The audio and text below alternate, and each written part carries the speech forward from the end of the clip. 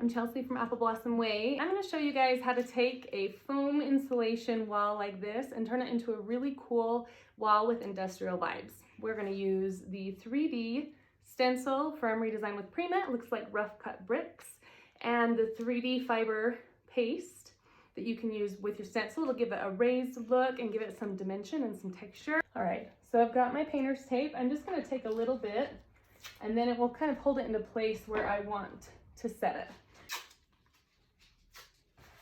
And I don't tape all the way around and tape it down really tight. I kind of just keep the pieces there to hold it where I want it.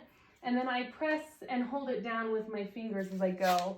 That way I can kind of control where there's pressure, and if I need to make any adjustments, I can.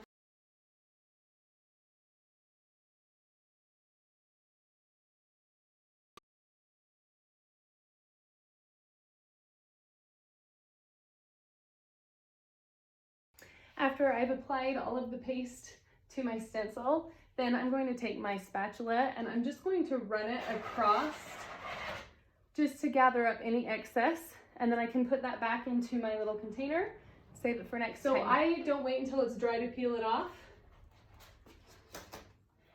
I just pull from one side to the other.